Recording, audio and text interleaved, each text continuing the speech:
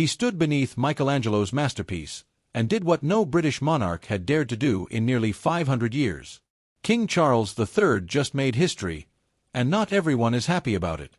For the first time since Henry VIII broke from Rome in 1534, a reigning British monarch has prayed publicly with a pope. The moment, quiet, humble, yet loaded with centuries of tension, took place inside the Sistine Chapel, under the same ceiling that has witnessed coronations, conclaves, and conflict. But this time, it witnessed something entirely new, a royal prayer that bridged two worlds once torn apart.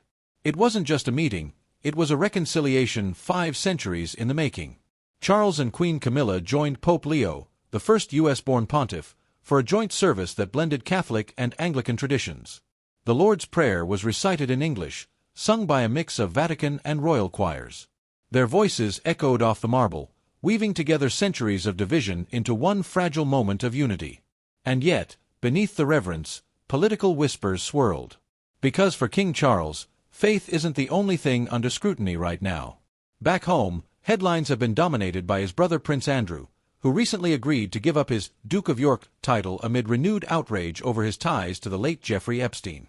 Reports claim the royal household wanted to project strength and integrity, and this visit, this act of global diplomacy and spirituality, came at exactly the right time. Charles appeared calm, even cheerful, joking with Pope Leo about the cameras being a constant hazard. The Pope laughed, replying, "You get used to it." But behind that exchange was strategy. Every gesture mattered. Because while it looked like a simple act of worship, it was also a calculated message that the monarchy can evolve, can bridge divides, can modernize faith itself. The symbolism of that moment reached far beyond the Vatican walls. 4 centuries, the Church of England and the Roman Catholic Church have stood side by side, polite but distant. But this was different. It was intimate, public, historic. Experts have called it a defining act of religious diplomacy. And when Charles visited the Basilica of St. Paul outside the walls afterward, being named Royal Confrater in spiritual fellowship, it was clear that this wasn't a one-off. It was the beginning of something deeper between two faiths that once excommunicated each other. But of course, not everyone is ready for that kind of peace. Back in Northern Ireland, Reverend Kyle Paisley, son of the late firebrand politician Ian Paisley, blasted the king's actions, calling them a betrayal of the Protestant oath. He even went as far as saying Charles should abdicate for praying with a pope. Protestant organizations like the Loyal Orange Institution voiced deep concern, accusing the king of blurring the lines of faith and monarchy. Their message was clear.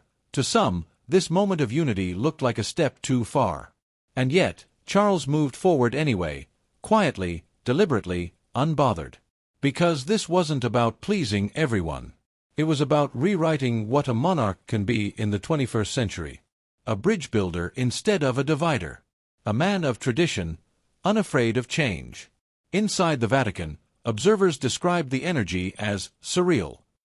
Under that painted ceiling, the same one that witnessed centuries of popes crowned and kings condemned, the British crown and the papal tiara stood side by side. A small act, yes, but symbolic of a world shifting toward dialogue instead of dogma. For decades, popes and royals have met in private, exchanging gifts and polite words. But a shared public prayer? That was unthinkable, until now. Behind closed doors, reports suggest their conversation touched on climate, peace, and the role of faith in global reconciliation, topics close to both leaders' hearts. And for a monarch who spent years balancing ancient duties with modern ideals, this meeting may have been the most personal yet.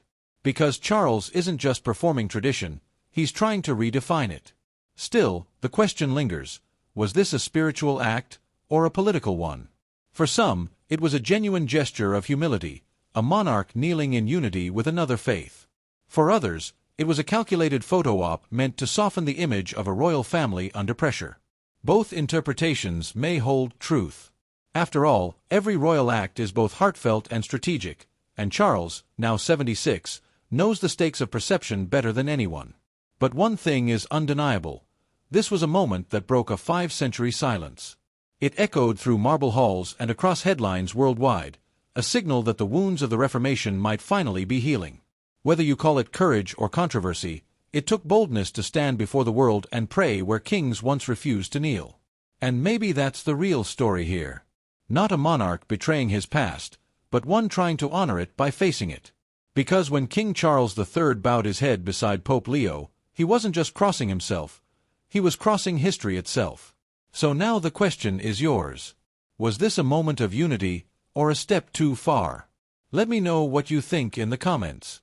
And if you want to dive deeper into the hidden politics and power plays behind royal visits like this, hit subscribe, because the next chapter of this story might be closer than anyone expects.